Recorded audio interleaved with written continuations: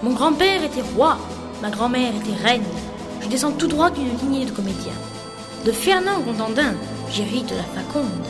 Et de Franck, mon père, un joli timbre de voix. Pierre Sabdias, monsieur Vincent Fernandel. Ah, bonjour, c'est le réalisateur du documentaire de votre grand-père. Alors, c'est vous qui avez l'inédit dans la poche, alors? Ben oui, pas mal, ouais, pas mal. J'aurais pu faire 2 heures, mais j'ai fait qu'1 heure parce que le temps... Mais c'est déjà immense. On a connu au séparation. Oui, oui. Oui. Voilà, ça c'est la salle 14-18. Ça, on a les œuvres du peintre Louis Léger, qui est ce monsieur, qui est de l'école provençale. Son papa, c'était comme si son sacrifice n'avait servi à rien. Et on voit le Piu-Piu, le soldat français avec les stigmates, et on voit le soldat de la coloniale qui est en descente de la côte. Non, j'ai pas fait ça. C'est comme une piétante. Exactement, il y a cette symbolique tout à fait. C'est extraordinaire. Voilà ce que je t'ai préparé. Alors ça, c'est le film qu'on va présenter aujourd'hui, qui fait 1 heure. Donc j'ai fait toute une revue de presse. Je ne sais pas si tu es au courant de tout ça. Que c'est mon Dieu. Tu vas au restaurant. Il y a des documents. Que c'est gentil. Ça, je te rappelle ça. Vas-y.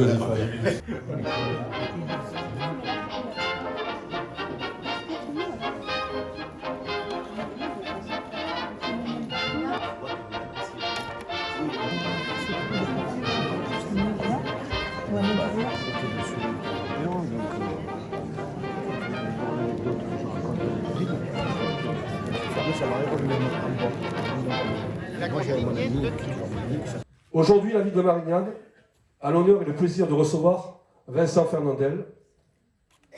Tout d'abord, nous allons commencer avec un film documentaire inédit sur la carrière de Fernandel, un documentaire remarquable réalisé par Pierre Sabdias de l'association Provence Vidéo 13. Suivi d'une conférence de l'histoire Michel Métainier sur la vie et la carrière de Fernandel. À la fin, Vincent Fernandel vous fera une dédicace sur son ouvrage et son CD sur Marcel Pagnol. Je vous souhaite de passer un bon moment et une bonne journée cinéphile et une bonne conférence.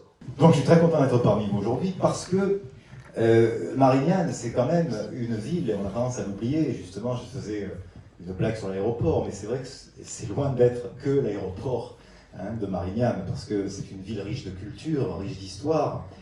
Kader fait partie de ces gens qui le prouvent. J'ai eu droit à une visite tout à fait express du musée, mais j'ai quand même vu que c'était très beau. Je me réjouis d'autant plus que des villes comme Marignane, j'ai la chance de me déplacer beaucoup pour parler de mon grand-père, de mon père, pour faire des dédicaces. Je me réjouis que la Provence supplée quand même aux événements culturels. Nous avons la chance d'avoir une trinité, j'allais dire, artistique et provençale. Nous avons donc Fernandel, nous avons Rému, nous avons Pagnol dans la région. Nous essayons vraiment de mettre ça parce que c'est constitutif de ce que nous sommes, de notre façon de voir le monde et la vie, et nous devons vraiment nous battre pour ça. Et les associations sont très importantes.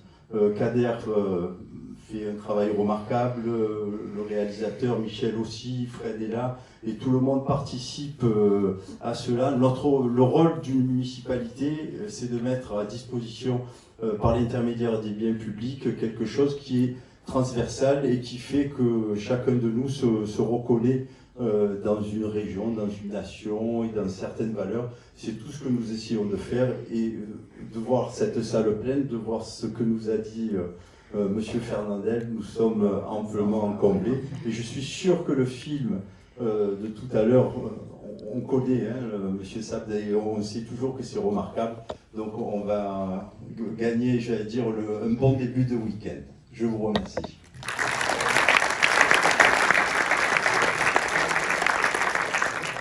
Moi, comment vous avez trouvé? Magnifique. Ah, c'est magnifique. Tout simplement magnifique. C'est prenant. C'était un grand homme, ce monsieur. Il mesurait combien? Je sais pas. Je sais pas. Non, mais c'est vrai que c'était émouvant. Hein. Oui. Très émouvant. Merci. Bonjour, nous venons de passer un après-midi en compagnie de votre grand-père. Oui. Voilà. Ce fut un moment qui devait être un peu émouvant aussi pour vous.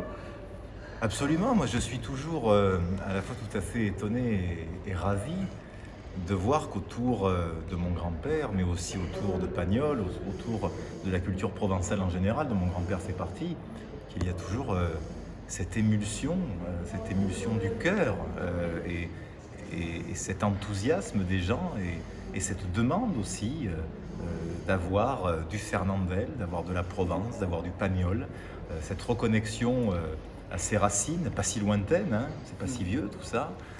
Je suis toujours très très surpris et comme je vous le disais, très touché de voir que ce passé-là a encore de l'avenir. Voilà, exactement. Et ça fait plaisir. Et je vois que dans l'idée de transmettre des moments qui vous ont touché enfant, maintenant vous prenez un peu un relais d'une autre façon, oui. En publiant ces livres, disques, ces enregistrements audio avec beaucoup de ferveur, on va dire.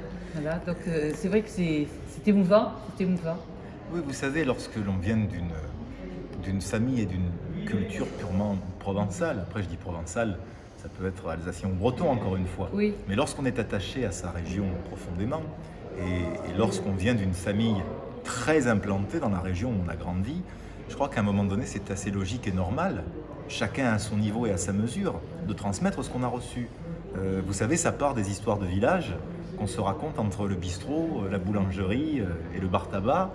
Et puis ça va aussi, par exemple, dans des endroits où on raconte du Marcel Pagnol, voilà pour les petits en ce qui me concerne, dans ce livre-disque qui s'appelle Vincent Fernandel dit Marcel Pagnol, voilà, on ne peut pas se tromper. On peut pas se tromper, on a tout de suite... Voilà, où c'est les extraits du Château de ma mère, la gloire de mon père, le temps des secrets, pour les petits tout. Mais les grands achètent aussi le livre CD. Ce qui prouve bien une chose, c'est qu'on est tous restés des enfants. Oui, et que... puis, voilà, je pense que c'est ça. Les grands, et c'est aussi leur histoire. Parce que oui. Ces histoires de Pagnol, c'est un peu dans le cœur de tous les Provençaux, de tous ceux qui ont aimé Pagnol et qui se sont plongés là-dedans. Moi, je sais que mon grand-père était très, très sensible à ça, mais ils ont aussi, et c'est vrai que voilà. Tout à fait. Donc je pense que voilà, c'est vraiment intéressant. Mais Pagnol est un auteur qui a ça de... Pagnol, pardon, est un auteur qui a ça de remarquable, c'est qu'il a écrit pour tous les âges. C'est-à-dire que Pagnol est très rapidement un compagnon de vie, en ce sens que si on le lit enfant ou adolescent, on ne comprendra pas la même chose sur le même roman, la même œuvre, ou le même scénario, parce qu'on peut lire les scénarios de Marcel Pagnol, ils sont disponibles. On ne comprendra pas la même chose à 12 ans, qu'à 20 ans, qu'à 30 ou à 40. C'est-à-dire que Pagnol fait partie de ces auteurs qui ont plusieurs niveaux de lecture, par strate, si vous voulez. Par exemple, moi j'ai toujours beaucoup aimé Jean de Florette et Manon des Sources, que j'ai eu la chance d'enregistrer en livre audio pour Audiolib sur le désir de Nicolas Pagnol. Et lorsque j'avais lu pour la première fois ces romans, j'avais 13 ans, 14 ans. J'en avais gardé un souvenir qui s'est modifié lorsque je les ai relus plus tard en tant qu'adulte, parce qu'il y a des choses qu'on comprend différemment. Et Pagnol a ce don d'avoir un degré de lecture extrêmement divertissant, très joyeux, allègre, avec un allant extraordinaire, une tonicité, et à la fois en sous-jacence, lorsqu'on le reprend, quand on a pris un peu d'âge, on se rend compte que sous ces dehors d'allégresse et de joie, il y a de la mélancolie, il y a de la tristesse, souvent même de la désillusion, surtout lorsqu'il parle d'amour et des souffrances terrestres qui sont les nôtres, le décès, la séparation. Pagnol, je ne sais plus qui disait cela, c'était un proche ami à lui qui disait Pagnol a toujours un œil joyeux et optimiste sur le présent et toujours un œil qui regarde avec tristesse vers le passé. Je crois que ça le définit assez bien dans son écriture.